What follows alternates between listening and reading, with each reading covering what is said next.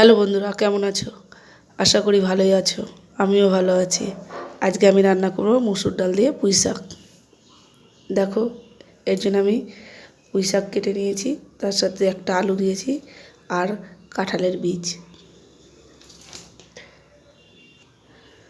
এর মধ্যে আমি 1 চামচ তেল দিয়ে দেবো।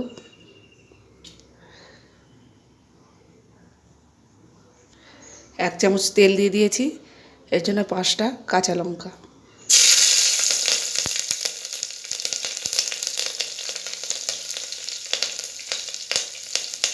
এর মধ্যে আমি পুঁই শাকটা দিয়ে দেবো।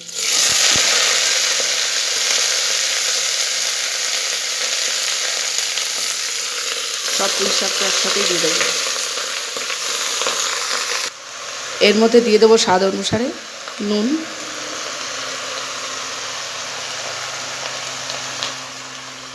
1 চামচ লঙ্কা গুঁড়ো,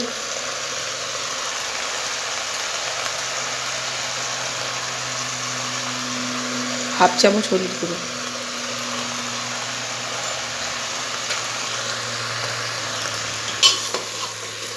সব কটাকে একসাথে মিক্স করে নেব।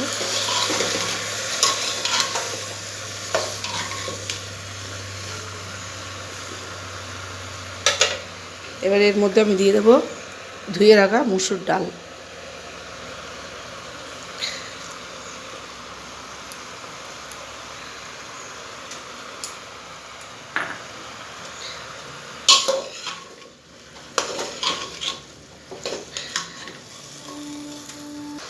এর মধ্যে দিয়ে দেবো 1 চামচ চিনি। চিনিটা পরে দিলেও হবে, কিন্তু আগে দিলে ডাঁটাগুলো বেশ একটু মিষ্টি মিষ্টি লাগবে। এবার এর মধ্যে আমি অ্যাড করে দেবো একটুখানি জল। দেখো, 1/2 বাটির থেকেও কম জল, যেহেতু ডালটা দিয়েছি, নাহলে ডালটা লেগে যাবে সিদ্ধ হওয়ার পর, তাই এইটুকু জল আমি অ্যাড করে দেবো। এবার আমি কুকারটাকে ঢেকে দেবো, একটা সিটি পড়লেই হয়ে যাবে।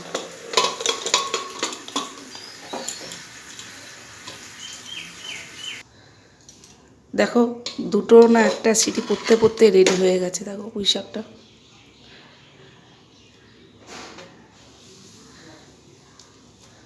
এবার এটাকে আমি নামিয়ে রাখবো। কড়া গরম হয়ে গেছে, আমি ফোড়নের জন্য তেল দিয়ে দেবো।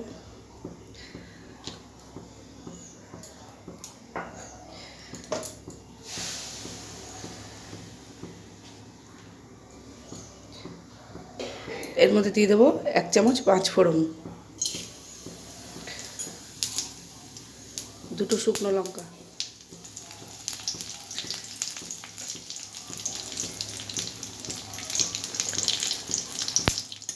কড়াতে পুঁই শাকটা যদি আমি সিদ্ধ করতাম অনেকক্ষণ সময় লেগে যেত। অনেক সময় ডাঁটাগুলো কাঁচা থাকে, কিন্তু প্রেসারে করে দেখো 10 মিনিটে পুঁই শাক রান্না হয়ে যাবে। এবার এর মধ্যে দিয়ে দেবো একটু বড়ি।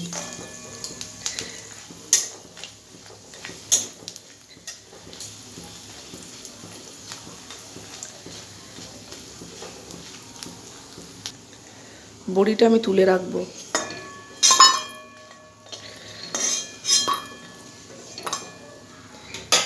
বড়িটা আমি তুলে রেখেছি। এর মধ্যে দিয়ে দেবো একটা টমেটো কাটা। শাকের মধ্যে নুন মিষ্টির পরিমাণ ঠিকঠাক দেওয়া ছিল, তাই এর মধ্যে সামান্য নুন দিয়ে দেবো।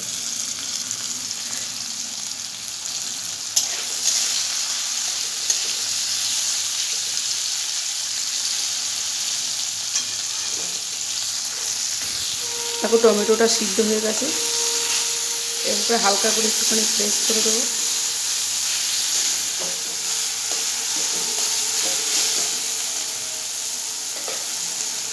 ওর মধ্যে আমি ঢেলে দেবো পুঁই শাকটা।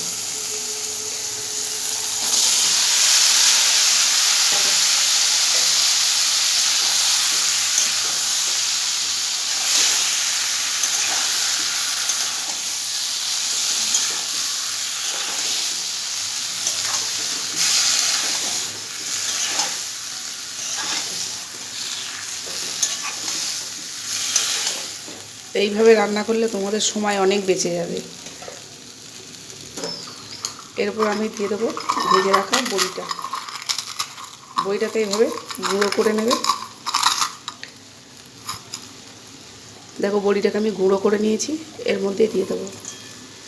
কোনো সময় লাগবে না।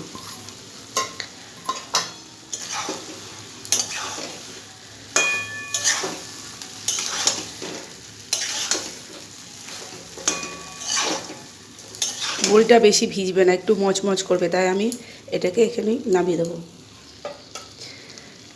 রেডি হয়ে গেছে পুঁই শাক দিয়ে, মসুর ডাল দিয়ে পুঁই শাক।